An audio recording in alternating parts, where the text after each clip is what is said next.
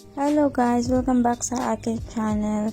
So for today's video, isi-share ko na inyo kung paano ako nagbalik Islam. So dito nakikinig kami kay sister, and then ito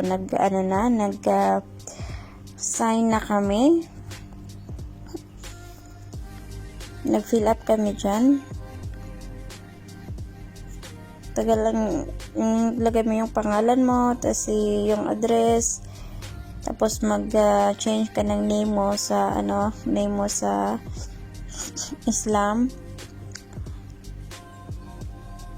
So yung name ko dyan is Zainab yung name ko na nilagay. Tatlo kami, si Ate Jory at saka si Ate Lynn. Tatlo kami dyan.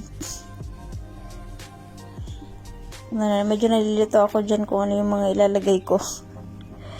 Yung mga maliliit yung mga nakasulat.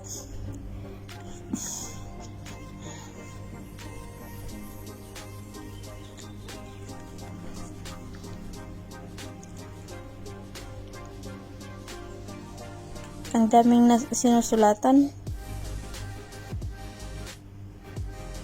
May mga sinusulat dyan.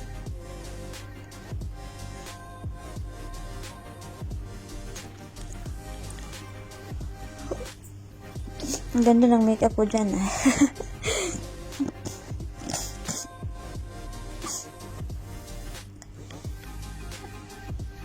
Kaya basa-basa din pang my time, review sa mga sinusulat kung tama ba. Okay, ayan, tapos na. Ay, in fairness, ako yung pinakauna dyan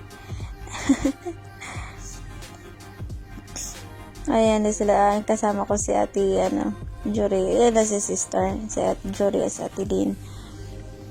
Yan, kumuha na si sister ng Quran na book. Bigay niya sa amin. Ayan na, may na kami. And we are babalik Islam na. Pero kailangan pa namin mag-aral ng pray. May mga guide naman siya dyan na malapit ako may matapos, guys. So ayan na siya lahat, and thank you so much for watching. Bye.